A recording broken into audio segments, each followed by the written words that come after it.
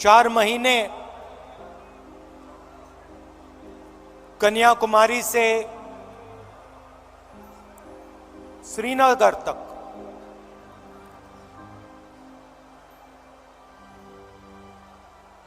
भारत जोड़ो यात्रा हमने की।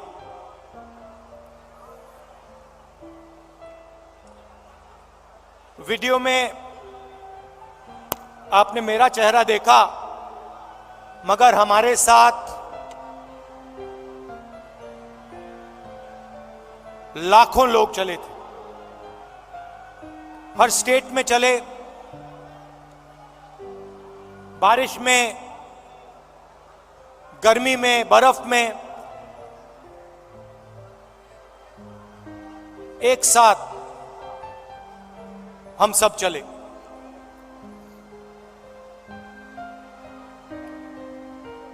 बहुत कुछ सीखने को मिला। अभी जब मैं वीडियो देख रहा था, मुझे बातें याद आ रही थी।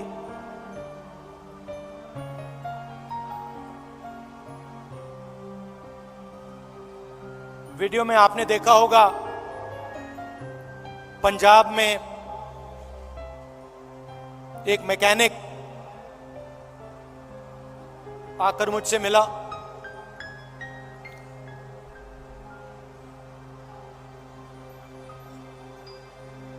मैंने उसके हाथ पकड़े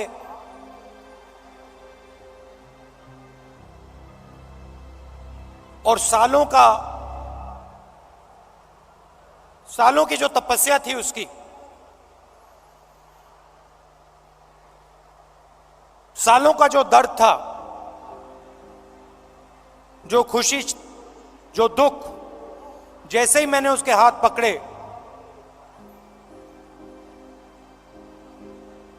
हाथों से मैंने बात पहचानी।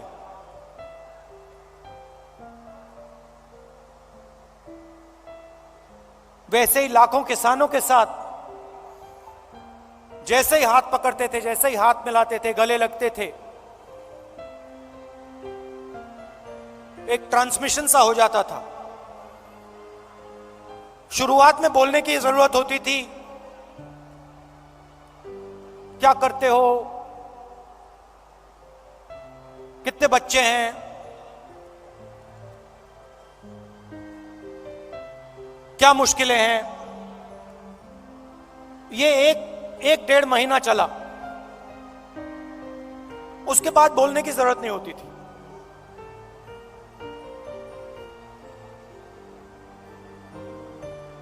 जैसे ही हाथ पकड़ा,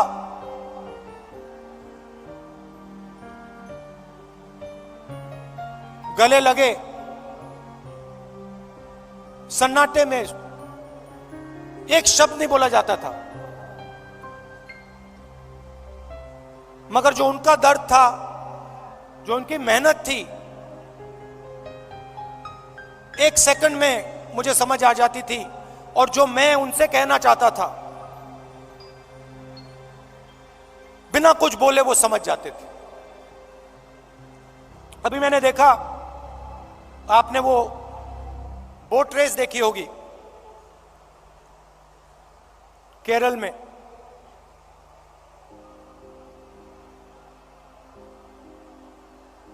उस समय जब मैं बोट में बैठा था,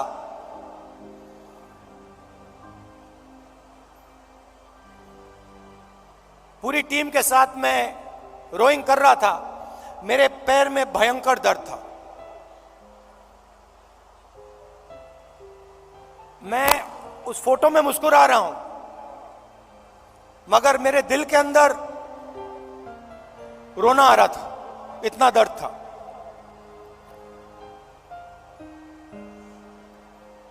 मैंने यात्रा शुरू की।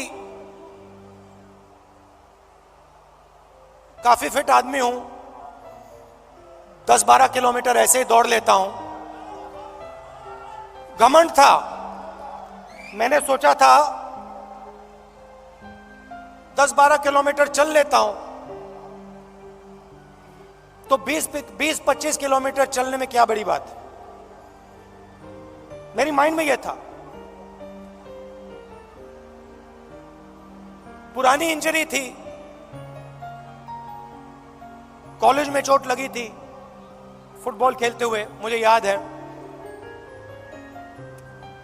मैं दौड़ रहा था, मेरे दोस्त ने पीछे से अड़ंगी मार दी और घुटने में चोट लगी।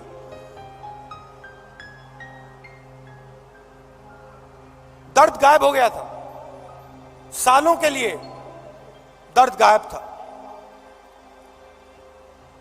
और अचानक जैसे ही मैंने यात्रा शुरू की, दर्द वापस आ गया।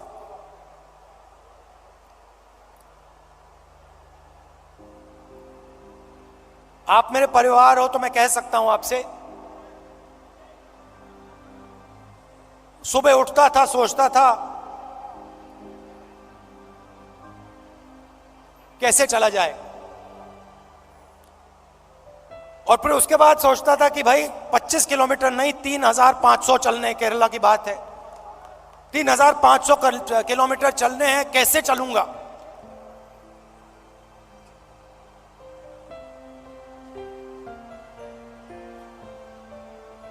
और फिर कंटेनर से उतरता था, चलना शुरू करता था, लोगों से मिलता। तो पिछले पहले 10-15 दिन में जिसको आप अहंकार कह सकते हो, घमंड कह सकते हो, वो सारा गायब हो गया।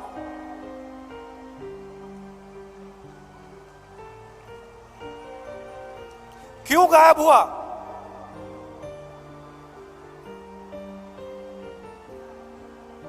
क्योंकि भारत माता ने मुझे मैसेज दिया, देखो तुम अगर निकले हो, अगर कन्याकुमारी से कश्मीर चलने निकले हो, तो अपने दिल से अहंकार मिटाओ, घमंड मिटाओ, नहीं तो मत चलो। और मुझे ये बात सुननी पड़ी, मुझे ये बात सुननी पड़ी। मुझ में उतनी शक्ति नहीं थी कि मैं इस बात को ना सुनूं। और आस्ते आस्ते मैंने नोटिस किया,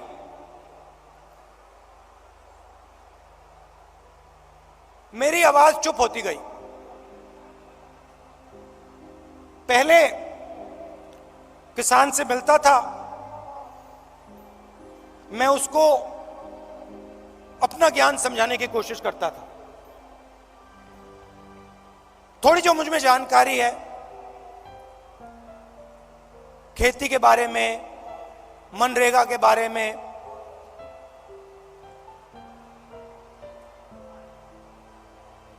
फर्टिलाइजर के बारे में, मैं कहने की कोशिश करता था।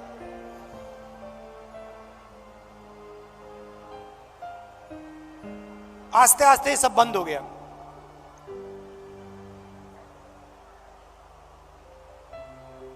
शांति सी आ गई।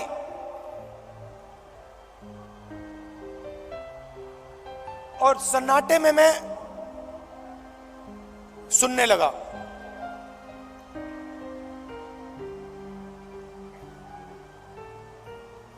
ये आस्ते आस्ते आस्ते आस्ते ये बदलाव आया। और जब मैं जम्मू कश्मीर पहुंचा,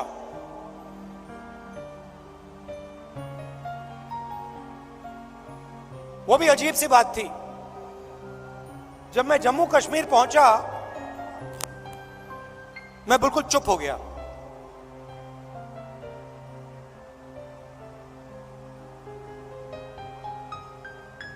कह लो जैसे मेडिटेशन करता है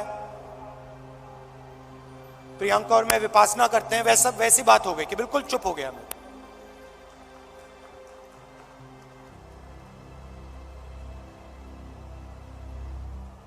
मां बैठी हैं,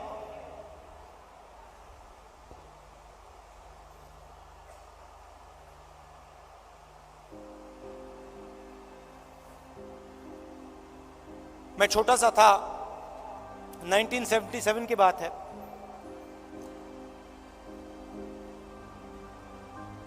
चुनाव आया, मुझे चुनाव के बारे में कुछ मालूम नहीं था, 6 साल का था मैं।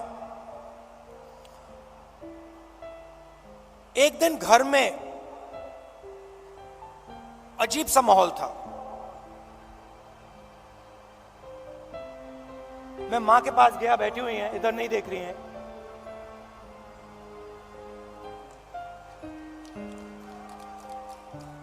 मां के पास गया, मैंने मां से पूछा मम्मी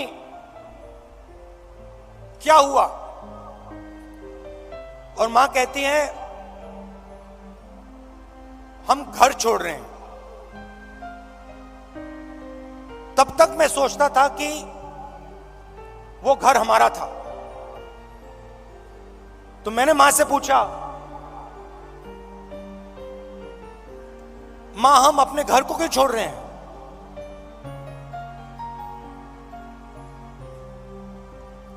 और पहली बार मां ने मुझे बताया कि राहुल ये हमारा घर नहीं है, ये सरकार का घर है और अब हमें यहां से जाना है।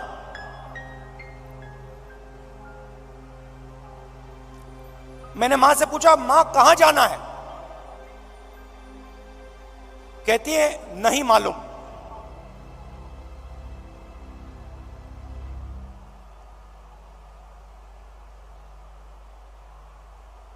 नहीं मालूम कहां जाना है।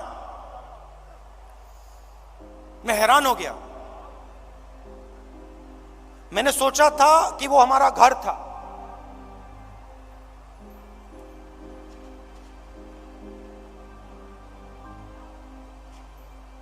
बावन साल हो गए,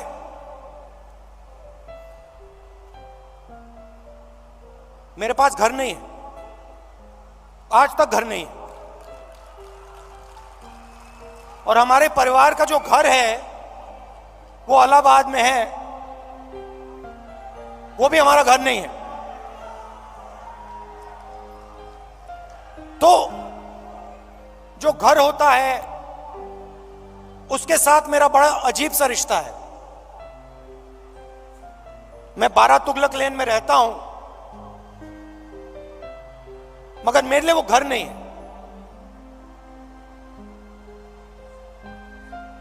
तो जब मैं निकला,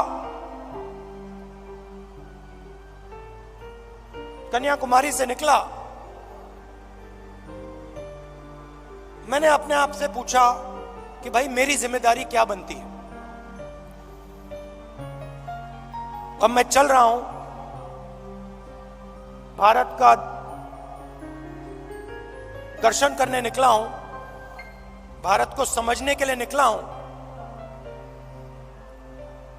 हजारों लाखों लोग चल रहे हैं, भीड़ है,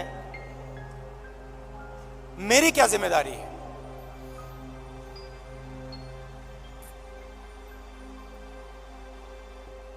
मैंने थोड़ी देर सोचा और फिर मेरे दिमाग में एक आइडिया आया।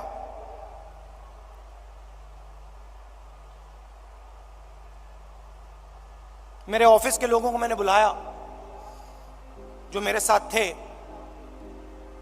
मेरे साथ चल रहे थे। मैंने उनको कहा, देखिए यहां पे हजारों लोग चल रहे हैं, धक्का लगेगा, लोगों को चोट लगेगी, बहुत भीड़ है। हमें एक काम करना है, मेरे साइड में, मेरे सामने 20-25 फुट आगे, इस तरफ 20-25 फुट, इस तरफ 20-25 फुट, ये जो जगह है, ये जो खाली जगह है जिसमें हिंदुस्तान के लोग आएंगे, हमसे मिलने आएंगे,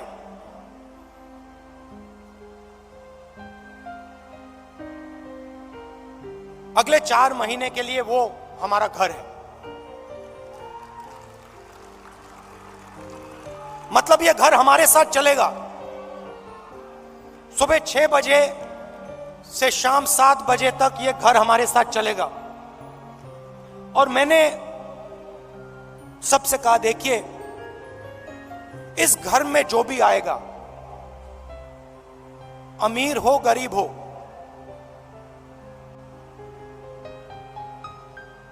बुजुर्ग हो युवा हो बच्चा हो,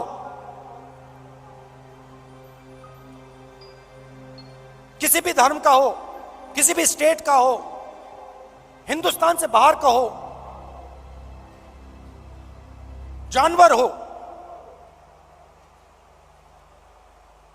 उसको यह लगना चाहिए कि मैं आज अपने घर आया हूं।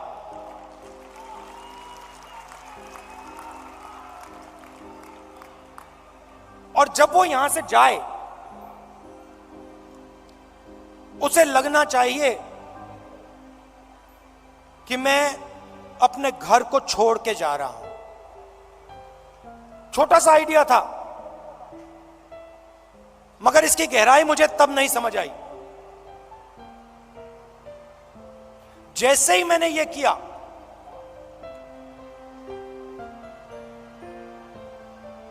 जिस दिन मैंने यह किया,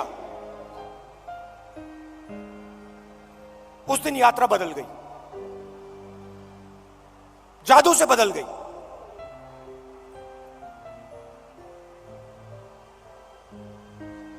लोग मेरे साथ राजनीतिक बात नहीं कर रहे थे। मैंने क्या क्या सुना है मैं आपको बता भी नहीं सकता हूं।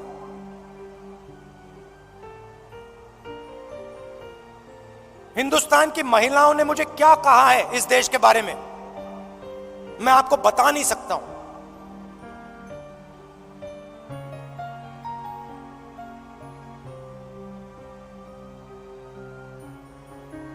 युवाओं के दिल में डर क्या है, कैसा है, मैं आपको बता नहीं सकता, समझा नहीं सकता। कह सकता हूं मगर बता समझा नहीं सकता हूं।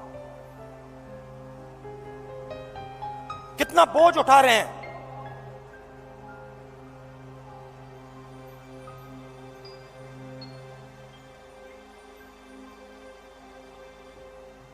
तो बिल्कुल रिश्ता बदल गया। एक उदाहरण देता हूं,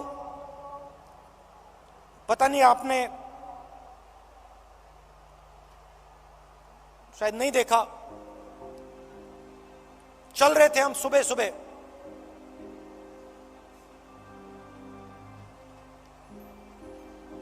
साइड में एक महिला भीड़ में खड़ी थी। झिझक के उसने ऐसे किया मुझे। जैसे ही मैंने देखा, मैंने उसको बुलाया। मुझे बात अजीब सी लगी।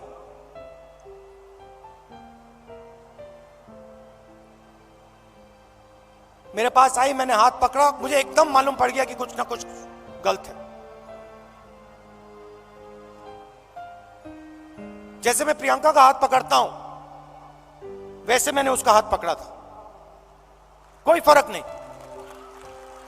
मैंने सोचा उस समय, मैंने उस समय सोचा ये मेरी बहन नहीं है, ये मैं क्या कर रहा हूं?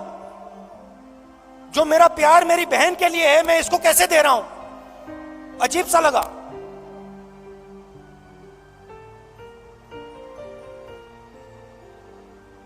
मुझे मेरा हाथ पकड़ती है, कहती है राहुल जी, भैया,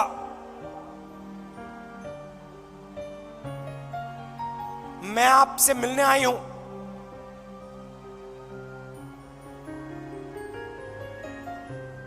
क्या बात है? मेरा पति मुझे मार रहा है, पीट रहा है।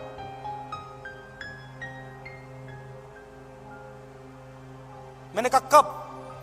कहती है अभी वो मुझे मार रहा था, मैं घर से भागी हूं आपसे मिलने। तो मैंने कहा कि पुलिस को बुलाएं।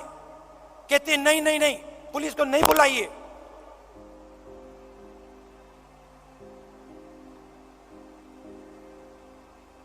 फिर मुझे कहती है अब मैं जा रही हूं वापस, फिर से पिटने जा रही हूं। मगर मैं आपको सिर्फ यह बताना चाहती थी कि मेरे साथ क्या हो रहा है। ये महिला अकेली नहीं है, ऐसी लाखों करोड़ों महिलाएं इस देश में। तो ये सब मुझे सुनने को मिला। और इस घर को हम आस्ते आस्ते आस्ते जम्मू कश्मीर तक ले गए।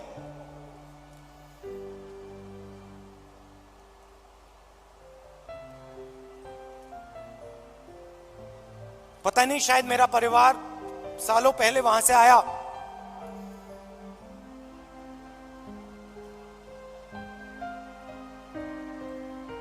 मैंने सोचा कि अजीब सी बात है, कन्याकुमारी से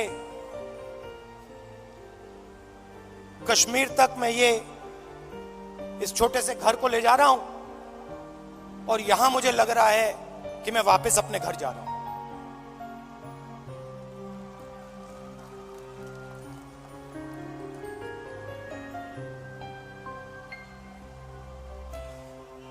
कश्मीर में हम घुसते हैं,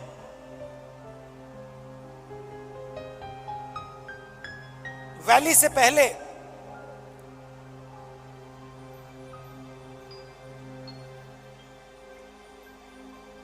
बर्फ है, धूप है,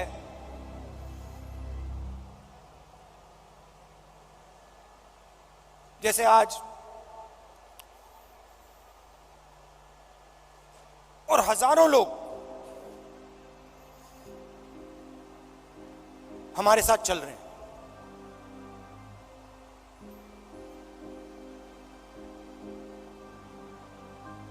एक लड़का आता है मेरे पास, मेरे साथ चलता है और मुझसे कहता है, राहुल जी मैं आपसे एक सवाल पूछना चाहता हूं। मैंने कहा क्या? कहता है, राहुल जी जब कश्मीर के लोगों को दुख होता है,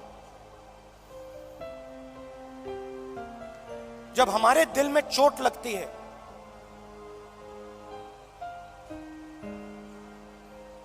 तो बाकी हिंदुस्तान के लोगों को खुशी क्यों होती है?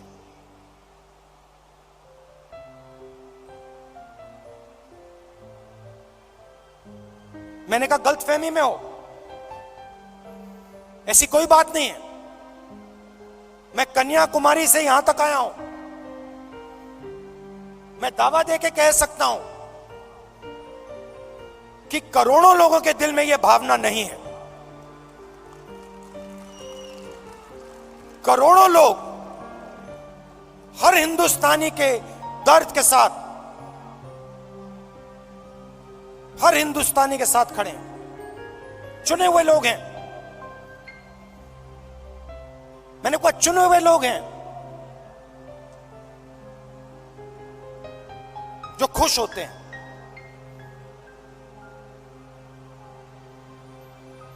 हजारों में होंगे, मगर हिंदुस्तान में करोड़ों लोग। मेरी आंख में आंख मिलाता है, कहता है, राहुल जी आज आपने मुझे बहुत खुश कर दिया,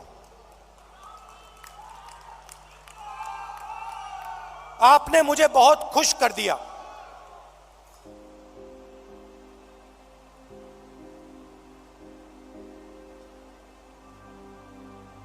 बातचीत करते हुए मैं देख रहा था, चारों ओर तिरंगा, सड़क पे तिरंगा, पहाड़ों पे तिरंगा, पीछे तिरंगा, आगे तिरंगा, सब जगह तिरंगा।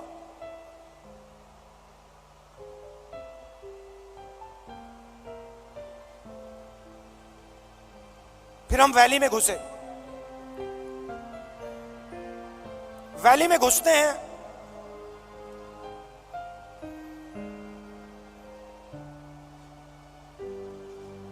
बादल छा जाते हैं,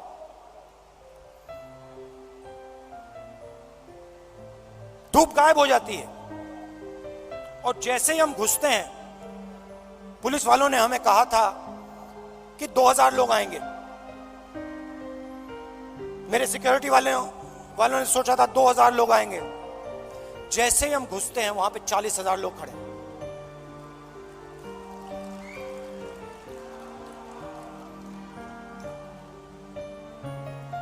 जैसे ही पुलिस वालों ने 40,000 लोगों को देखा, रस्सी छोड़ के भाग गए। हम देख रहे हैं जिसको रोप पार्टी कहते हैं, वो सब गायब हो गई।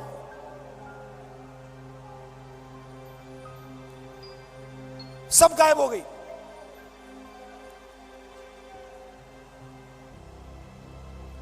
मैं देख रहा था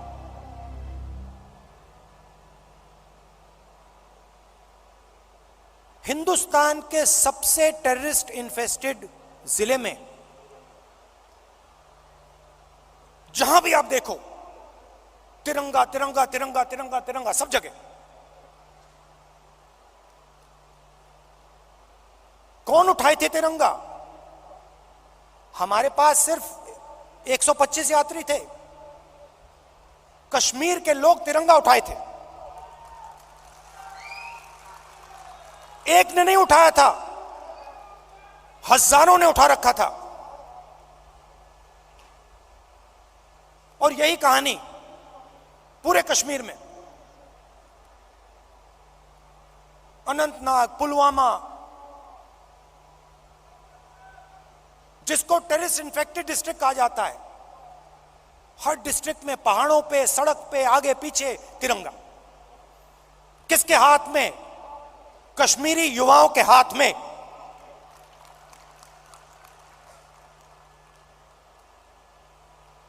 सीआरपीएफ के लोग मुझसे कह रहे हैं, भैया ये तो हमने कभी जिंदगी में नहीं देखा, ये क्या हो गया?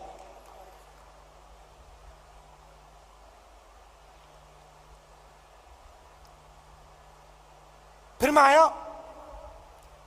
पार्लियामेंट में मैंने प्रधानमंत्री जी का भाषण सुना।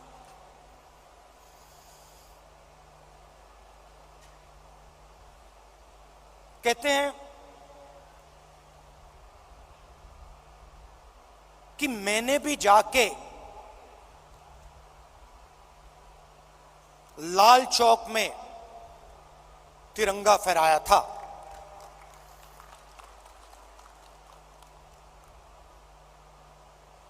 मैं सुन रहा था, मैंने सोचा, देखिए हिंदुस्तान के प्रधानमंत्री को बात समझ नहीं आई, बात समझ नहीं आई।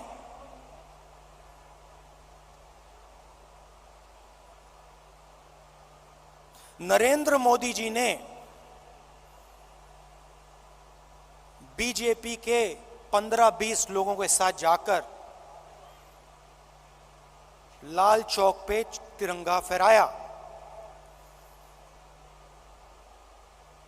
भारत जोड़ो यात्रा ने लाखों कश्मीरी युवाओं के हाथ से तिरंगा फहराया।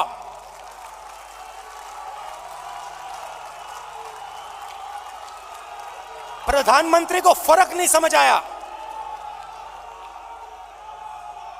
हमने हिंदुस्तान की भावना, इस झंडे की भावना जम्मू कश्मीर के युवाओं के अंदर डाल दी। आपने अपने झंडे की भावना जम्मू कश्मीर के युवाओं से छीन ली। यह फर्क है हम में और आप में।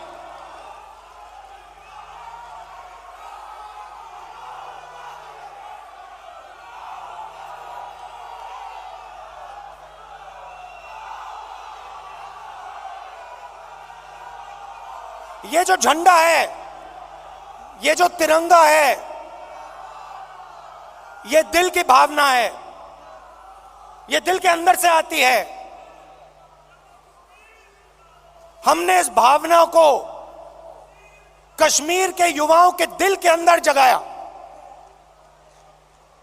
हमने उनसे नहीं कहा कि भैया तुम्हें तिरंगा लहराना है, तुम्हें तिरंगा उठा के चलना है। नहीं, किसी से नहीं कहा। अपने आप आए, हजारों लाखों आए और अपने हाथ में तिरंगा उठा के चले। क्यों चले? मैं आपको बताता हूं। कश्मीरी युवा ने मुझे कहा, मुझे कहता है, राहुल जी आज मैं आपके साथ तिरंगा लिए चल रहा हूं। जानते हो क्यों? मैंने कहा क्यों? कहते क्योंकि आपने हम पर और मुझ पर भरोसा किया है। आपने अपना दिल हमारे लिए खोला है और हम अपना दिल आपके लिए खोलेंगे।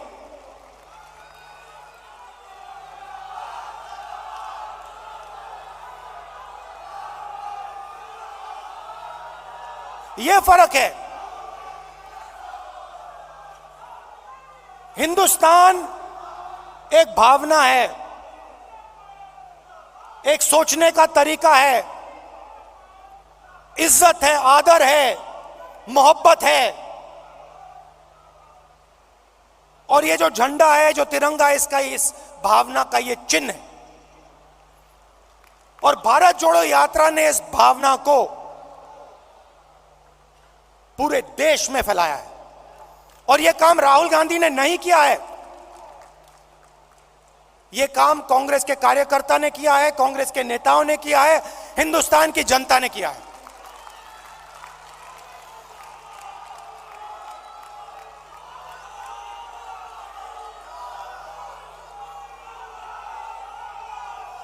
अब देखिए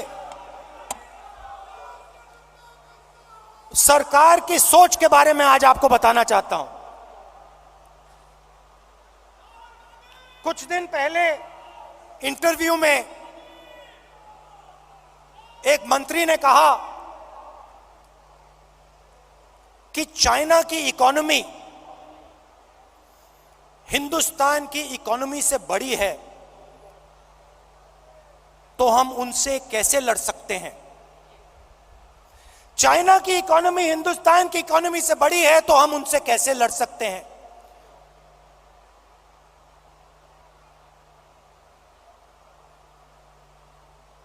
जब अंग्रेज हम पर राज करते थे, क्या उनकी इकोनॉमी हमारी इकोनॉमी से छोटी थी?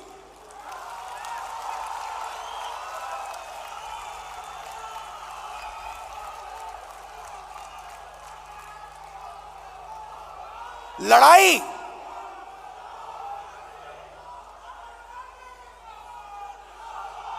इसका मतलब जो आपसे शक्तिमान है उससे आप लड़ो ही मत, जो आपसे कमजोर है उसी से लड़ो।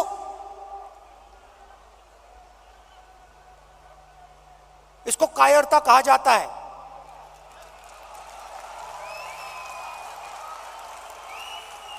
सावरकर की विचारधारा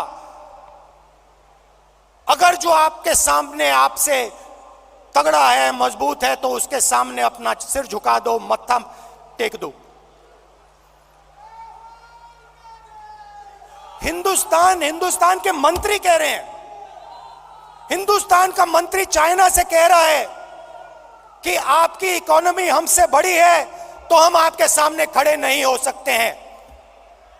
इसको क्या नेशनलिज्म कहते हैं? इसको देशभक्ति कहते हैं क्या?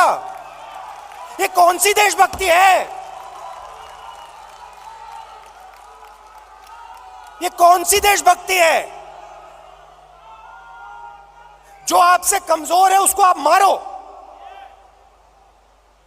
और जो आपसे मजबूत है उसके सामने आप झुक जाओ। शब्द है इसके लिए। महात्मा गांधी कहते थे, सत्याग्रह की बात करते थे। सत्याग्रह का मतलब सत्याग्रह का मतलब सत्ता के रास्ते को कभी मत छोड़ो, सत्य के रास्ते को कभी मत छोड़ो। इनके लिए एक नया शब्द है आरएसएस बीजेपी वालों के लिए। हम है सत्याग्रही, वो है सत्ताग्राही। ये सत्ता के लिए कुछ भी कर लेंगे, ये किसी से भी मिल जाएंगे, किसी के सामने झुक जाएंगे सत्ता के लिए। ये इनकी सच्चाई है। आखिरी बात, और मुझे बात समझ नहीं आई, पार्लियामेंट हाउस में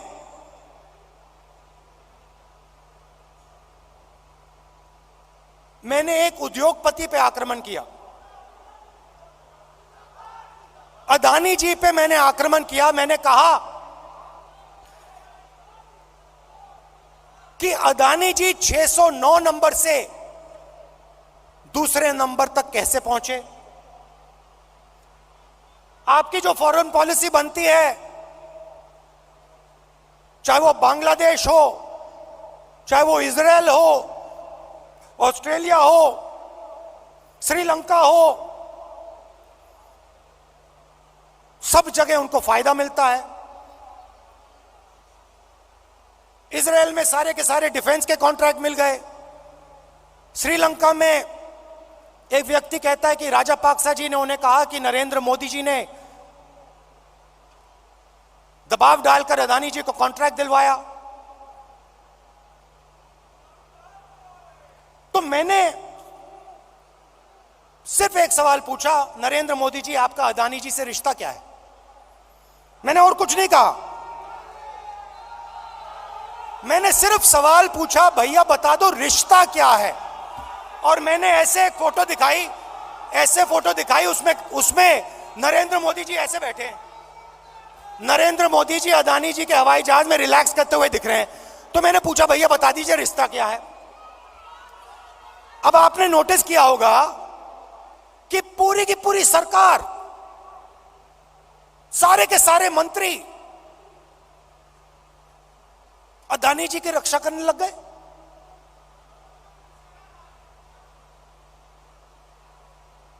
अदानी जी की रक्षा करने लग गए।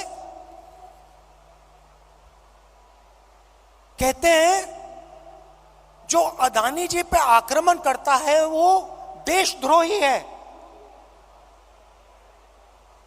मतलब अदानी जी देश के सबसे बड़े देशभक्त बन गए। और बीजेपी और आरएसएस इस व्यक्ति की रक्षा कर रही है। सवाल यह उठता है, रक्षा क्यों कर रही है? क्या है इस अदानी में जो बीजेपी और आरएसएस को, सब मंत्रियों को इसकी रक्षा करने की जरूरत पड़ रही है? नहीं, सुनिए। और सबसे बड़ा सवाल ये जो शेल कंपनीज हैं,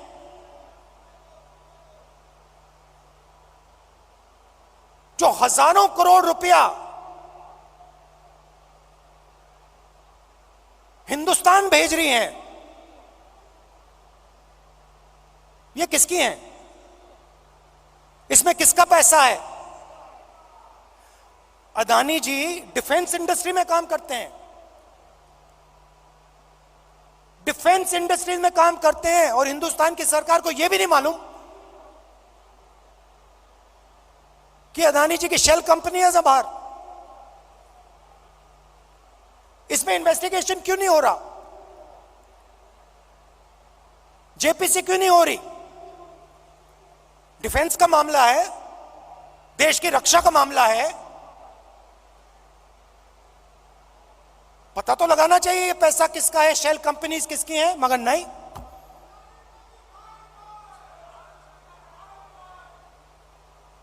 तो ये बहुत बड़ा सवाल है।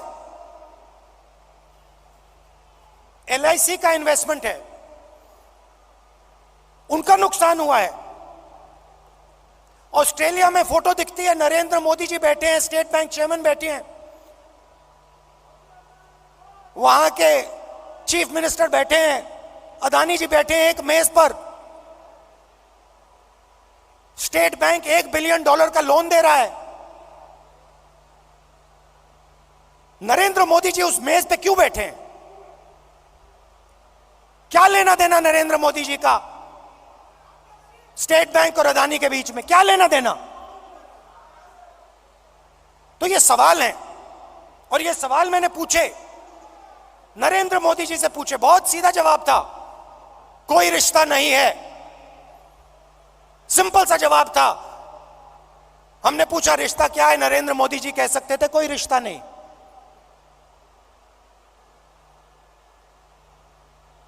मगर रिश्ता है।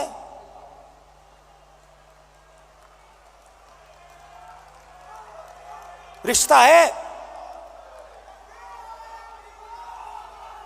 भाइयों और बहनों,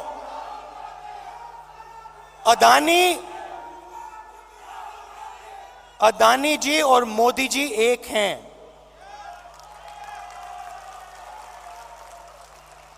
एक हैं और देश का पूरा धन एक व्यक्ति के हाथ में जा रहा है। एयरपोर्ट्स, पोर्ट्स, डिफेंस, इंफ्रास्ट्रक्चर,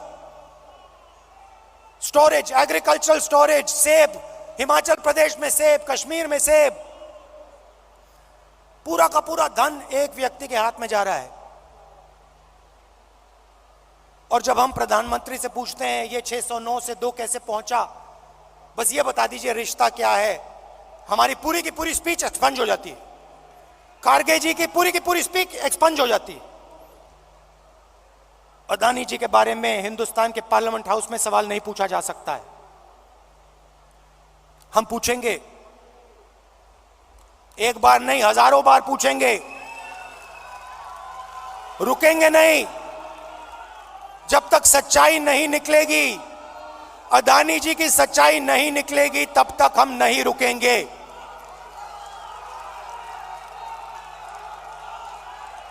क्योंकि और इसका एक कारण है भाई और बहनों, और खास तौर से जो लोग अदानी जी की कंपनी में काम करते हैं, उनसे मैं कहना चाहता हूं, ये आपकी जो कंपनी है ये देश को नुकसान पहुंचा रही है। ये देश के पूरे इंफ्रास्ट्रक्चर को छीन रही है। भाइयों और बहनों, याद रखिए, आजादी की लड़ाई भी ईस्ट इंडिया कंपनी के खिलाफ हुई थी। वो भी एक कंपनी थी। उस कंपनी ने भी हिंदुस्तान का सारा धन, सारा इंफ्रास्ट्रक्चर,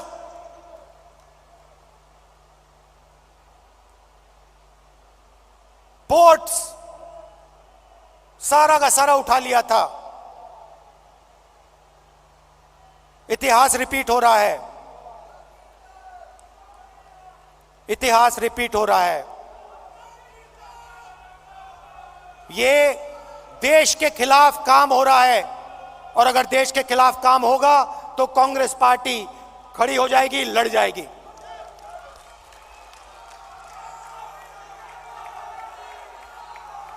आखिरी बात कहना चाहता हूं, देखिए, यह पार्टी तपस्वियों की पार्टी है,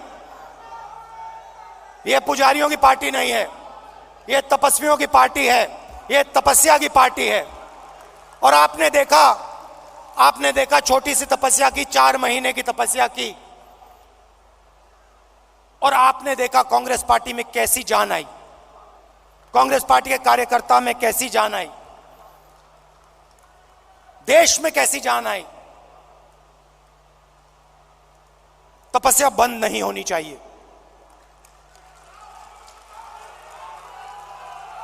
तपस्या बंद नहीं होनी चाहिए। प्रोग्राम चलना चाहिए, तपस्या का प्रोग्राम होना चाहिए, उसमें हर कांग्रेस के कार्यकर्ता को शामिल होना चाहिए, हर नेता को शामिल होना चाहिए। उस प्रोग्राम में दर्द लगना चाहिए, मुश्किल होनी चाहिए, पसीना निकलना चाहिए, चोट लगनी चाहिए। खारगे जी कांग्रेस के प्रेसिडेंट हैं, सीनियर नेता बैठे हैं,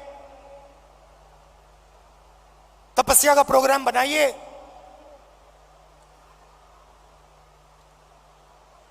हम सब मिलकर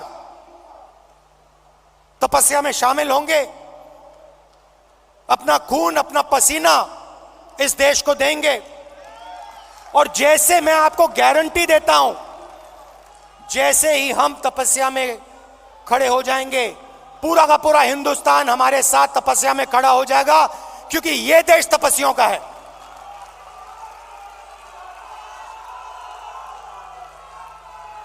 तो प्रोग्राम बनाइए, खारगे जी प्रोग्राम बनाइए, आपकी पूरी की पूरी टीम, जिसमें मैं शामिल हूं, कांग्रेस के सब नेता शामिल हैं, हर एक कार्यकर्ता शामिल है, देश की जनता शामिल है। उस प्रोग्राम को हम चलाएंगे, तपस्या करेंगे, अपना खून पसीना देंगे। बहुत बहुत धन्यवाद।